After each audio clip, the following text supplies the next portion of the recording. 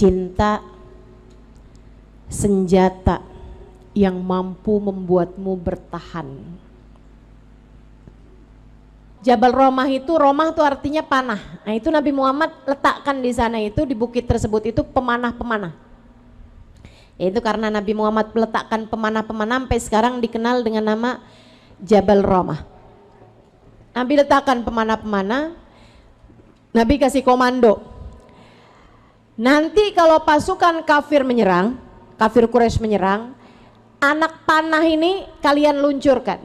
Pemanah-pemanah di atas bukit luncurkan anak panah sampai mereka kalah.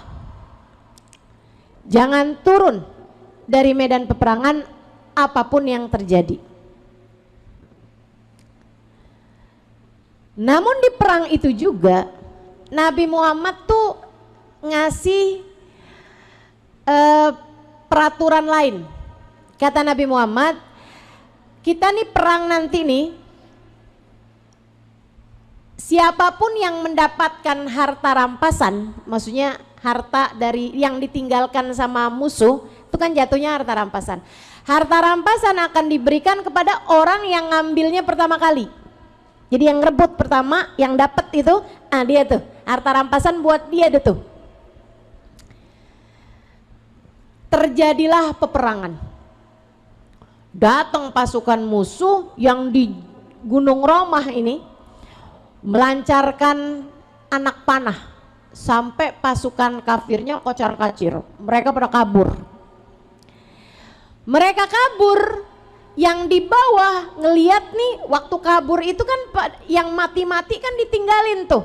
Kudanya ditinggalin, pedangnya ditinggalin, baju jarah yang dipakai, baju besi yang dipakai kan ditinggalin, orang yang mati atau yang luka-luka itu kan ditinggalin tuh. Merekanya pada kabur yang masih hidupnya gitu. Nah, karena ditinggalin harta rampasan di situ, yang di bawah inget pesannya Nabi Muhammad itu kan, yang ngambil pertama buat dia deh tuh. Semuanya akhirnya pada berebut harta rampasan perang. Yang di atas bukit nih, yang memanah, mereka pikir, wah, padahal nih hasil perang kita nih, kita yang ngelawan mereka, tapi kita nggak dapat apa-apa nih. Mereka pun mulai meninggalkan bukit tersebut untuk mengambil rampasan perang. Pada saat itulah pasukan kafir yang saat itu dipimpin oleh Khalid ibnul Walid yang belum masuk Islam, tentu saja dia ngelihat, wah, pertahanannya umat Islam lemah nih sekarang.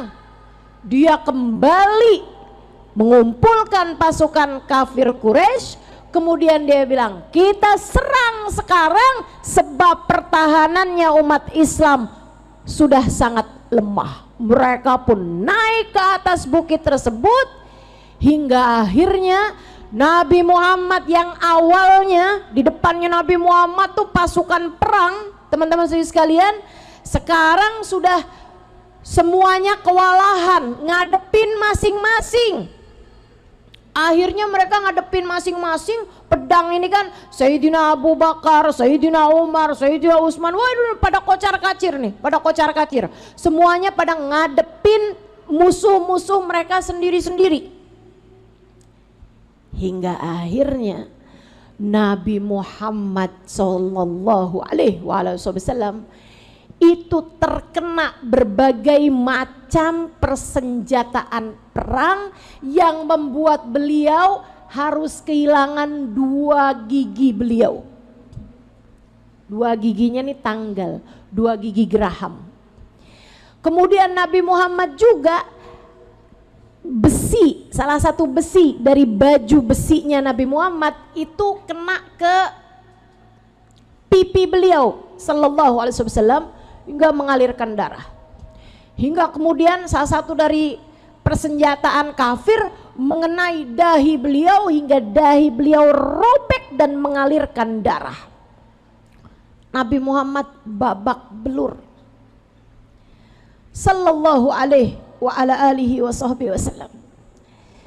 Di saat Nabi Muhammad keadaannya udah babak belur kayak gitu teman-teman sekalian, masih dilawan sama pasukan musuh sampai Nabi Muhammad tuh sempat jatuh.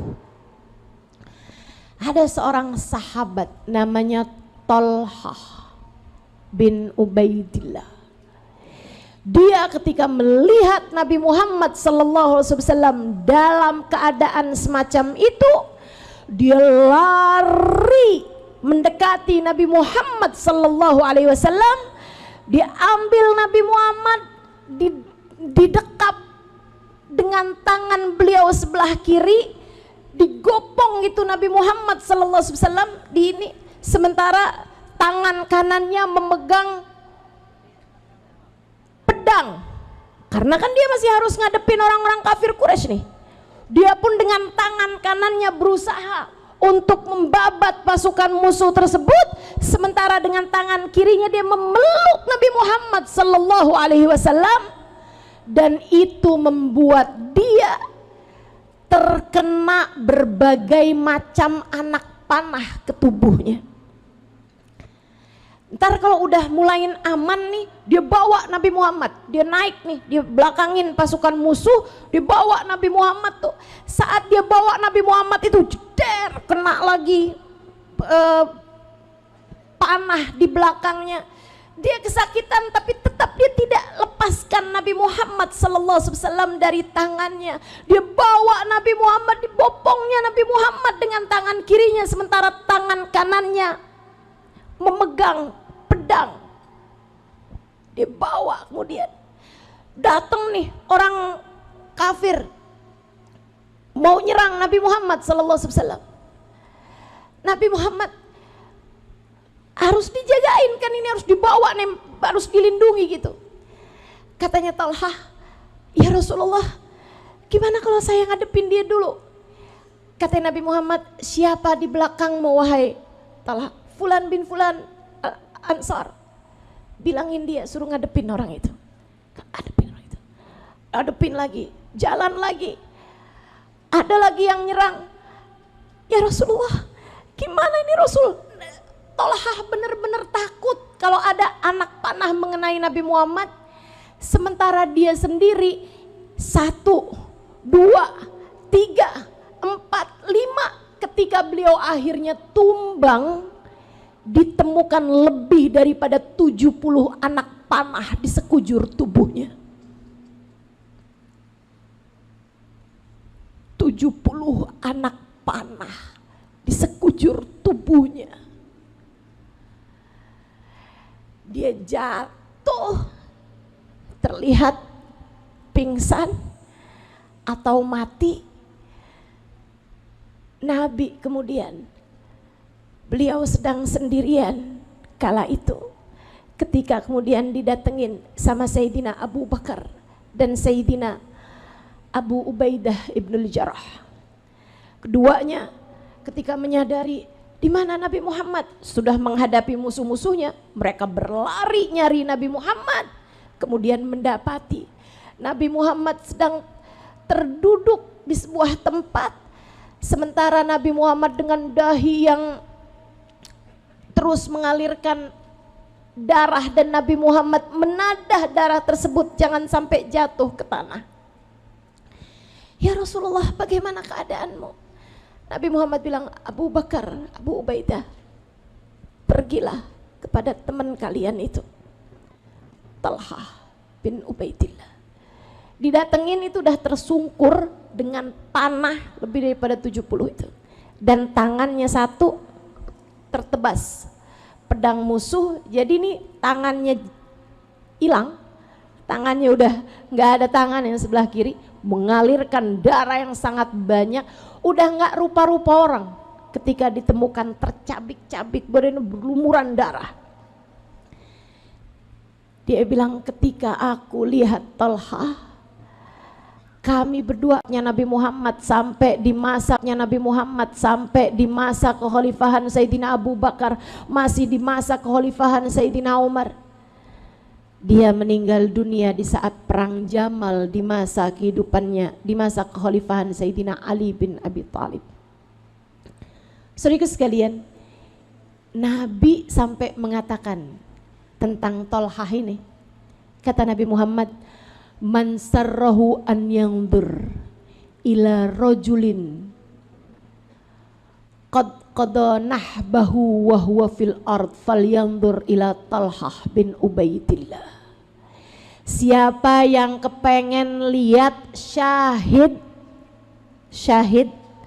orang yang sudah tewas di medan peperangan tapi dia masih hidup di atas muka bumi, lihatlah Talhah bin Ubaidillah.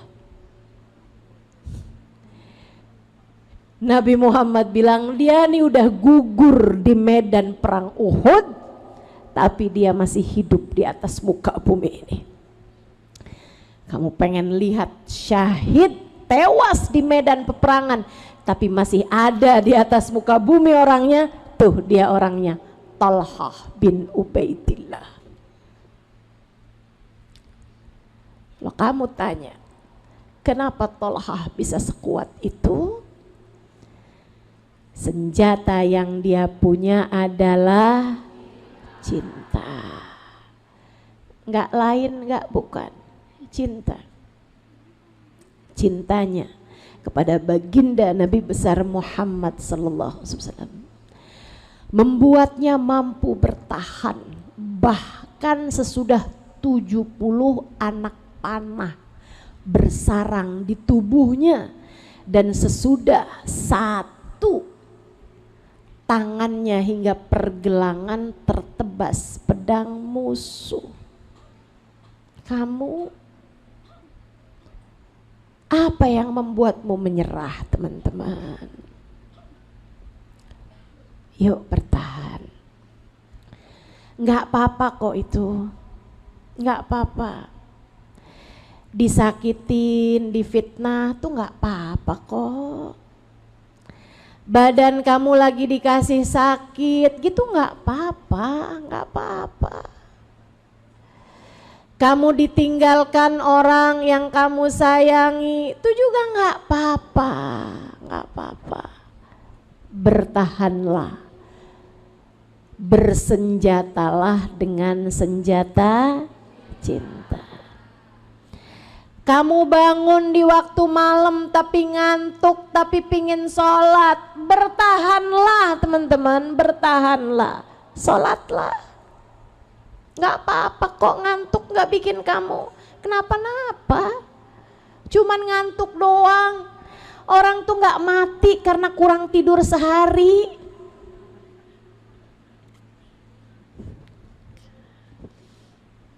Ini sekarang nih capek,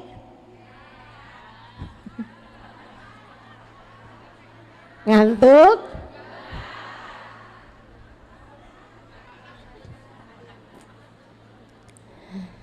saudariku sekalian yang saya muliakan, bertahan dalam mengerjakan kebaikan-kebaikan.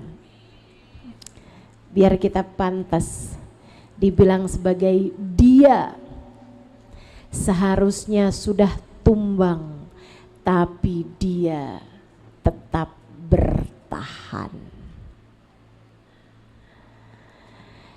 Dia seharusnya sudah menyerah, tapi dia tetap bertahan. Kamu punya rumah tangga layak dipertahankan. Tetaplah bertahan, teman-teman. Tetaplah bertahan. Kamu punya anak bandel gitu, kayaknya kayak nggak sanggup, tetaplah bertahan, teman-teman, tetaplah bertahan. Kamu punya saudara, kayaknya cukup alasan buat kamu benci sama dia. Tetaplah bertahan, teman-teman, tetaplah bertahan. Tetaplah sayangi saudaramu itu, tetaplah sayangi saudaramu itu, bertahanlah, bertahanlah. Sebab kamu umat Nabi Muhammad sallallahu alaihi wasallam. Tetaplah bertahan dalam kebaikan-kebaikan. Baca Quran, ngantuk nih, bertahanlah. Baca sholawat, capek nih, bertahanlah. lagi pengen belajar, lagi pengen ngafalin Quran. Saya nih kok umat Nabi Muhammad tapi surat Tabarok aja nggak hafal. Hafalin teman-teman, hafalin. Nabi berharap loh surat Tabarok itu dihafal setiap hamba Allah yang beriman. Nabi berharap kita nih umatnya hafal surat Tabarok. Saya tuh sampai suka mikir gitu, ya Allah, Nabi ya. Nabi ngertiin banget kita gitu. Nabi nggak bilang saya berharap semua umat saya hafal 30 juz Al-Quran. Enggak gitu Nabi. Nabi tahu kita nih otaknya suka lemot. Nabi tahu. Nabi nggak bilang saya berharap semua umat Islam hafal Al-Quran. Enggak teman-teman. Nabi cuman berkata, "Thalathuna ayah hiyal munjiyah hiya syafiyah min adzabil qabr." Ada 30 ayat, bukan 30 juz. 30 ayat surat Tabarakal Muluk. Kata Nabi Muhammad, dia dapat menyelamatkan kalian dari azab kubur. Awaddu law annaha fi qalbi kulli mu'min. Aku berharap surat Tabarok dihafal oleh setiap hati umatku yang beriman. Terus kamu bilang abisnya saya nggak hafal Ustaz, saya nggak ada waktu buat ngafalin. Kamu nggak ada waktu buat Nabi Muhammad? Waktumu buat siapa? Waktumu buat ngejar dunia. Kamu pikir dunia menyelamatkanmu? Dari di dunia kamu udah berapa kali ditinggalkan sama duniamu? Bukan begitu? Ayo nih saya tanya, yang hidupnya sibuk sama dunia, kamu kurang pelajaran apa ditinggalin sama dunia? Udah berapa kali kamu dikecewakan sama duniamu? Mau pelajaran berapa kali lagi bikin kamu habis-habisan hati segitunya sama dunia? Saudaraku sekalian yang saya muliakan, dunia mah biasa-biasa aja. Yang kita perlukan dari dunia tuh cuman segitu-gitu aja. Buat makan, alhamdulillah sampai sekarang kita nggak pernah kelaparan yang sampai nggak bisa makan, bukan? Kekenyangan terus iya. Buat beli pakaian penutup aurat, emang pernah kamu satu hari nggak bisa keluar karena nggak punya baju? Nggak pernah. Dunia mah segini-gini aja, yang kamu makan jadi kotoran, yang kamu pakai hingga jadi usang. Sisanya adalah yang kamu sedekahkan di jalan Allah. Kamu yang segitunya sama suami atau sama cinta manusia, sama pandangan manusia, nggak pernah apa dikecewakan sama orang? Kok nggak belajar juga? Ayolah teman-teman, yang paling pantas kamu perjuangkan adalah Allah dan Rasulnya Muhammad. Yuk, kisah ini yang saya ceritakan untukmu semoga membuatmu mengambil senjata paling hebat, mengambil senjata paling kuat untukmu menghadapi berbagai macam ujian dalam kehidupan, untukmu menghadapi berbagai macam ujian dan permasalahan dalam kehidupan. Cinta kepada siapa? Nabi besar Muhammad sallallahu alaihi wa ala alihi wa sahbihi wasallam. Masalahnya saya nggak kenal sama Nabi Muhammad, Ustazah. Kenalin, deketin. Gimana caranya, Ustazah? Sering-seringlah dengerin kajian tentang Nabi Muhammad dari pecinta Nabi Muhammad. Sering-seringlah berkumpul dengan pecinta. Hadirlah di majelis-majelis maulid, hadirlah di majelis-majelis sholawat, hadirlah di majelis-majelis ilmu yang diadakan oleh para pecinta-pecinta baginda Nabi besar Muhammad. Pandanglah, berjumpalah dengan mereka, liatin wajahnya umat-umat Nabi Muhammad.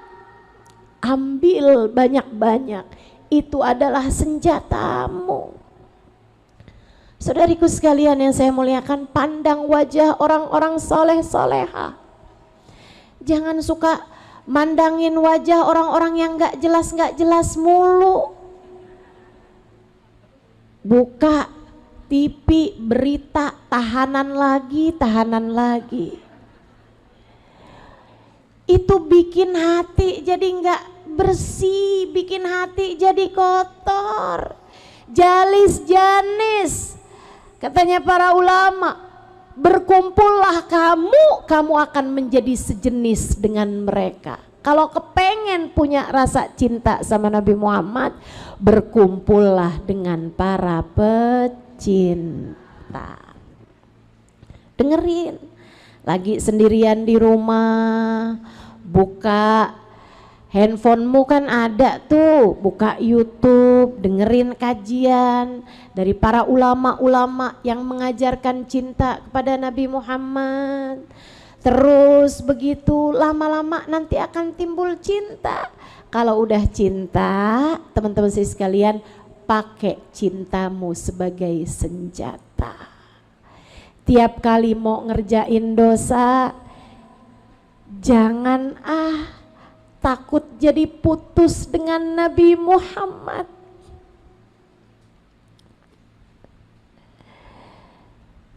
Tiap tertarik dengan dosa, ingatkan diri, dosa mungkin membuat kita jauh dari Nabi Muhammad.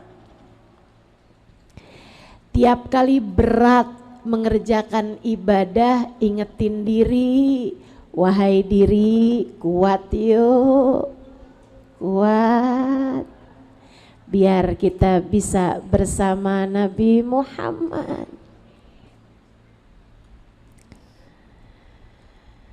Menghadapi apapun, wahai diri, kuatlah, biar kita bisa bersama Nabi Muhammad. Dijahatin orang yang kuat, tetaplah memaafkan, sebab kamu adalah umat Nabi Muhammad, dan yang berbuat jahat kepadamu pun adalah umat Nabi Muhammad. Maafin, biar kamu bisa disayangin sama Nabi Muhammad. Saat ada hati seseorang berpaling darimu, misalnya kamu lihat hati suamimu berpaling darimu, deketin lebih Nabi Muhammad. Naiki tangga-tangga kedekatanmu dengan Nabi Muhammad. Kemudian kamu sampaikan, ya Rasulullah, suamiku berpaling dariku. Ternyata orang secinta apapun aku kepadanya, dia bisa meninggalkanmu. Tapi enggak apa-apa wahai Rasul, asalkan engkau tak akan pernah meninggalkanku.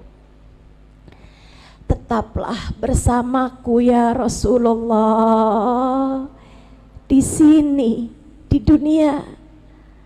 Saat nanti ajal menjemput, saat nanti di kuburan, saat nanti di mahsyar, jangan pernah tinggalkan aku ya Rasulullah. Siapapun bisa meninggalkanmu, tapi cintailah Nabi Muhammad hingga dia tak akan meninggalkanmu kapan dan dimanapun kamu berada. Sebab nanti Nanti di akhirat kamu akan faham, ditinggalkan siapapun gak apa-apa selagi yang meninggalkanmu bukan Nabi Muhammad. Di akhirat nanti kamu akan faham, hati siapapun berpaling gak masalah selagi kamu yang berpaling darimu bukan Nabi Muhammad. Di akhirat nanti kamu akan faham, enggak bersama siapapun enggak apa-apa asalkan kamu bersama dengan Nabi Muhammad.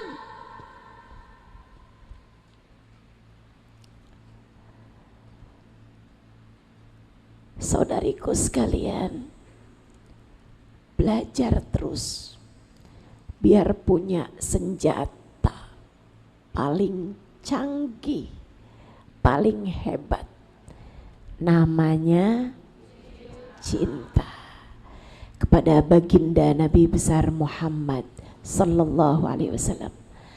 Semoga Allah karuniakan kepada kita cinta yang cukup, cinta yang cukup, cinta yang cukup untuk kelak di hari akhirat kita dapat bersama dengan Nabi Muhammad.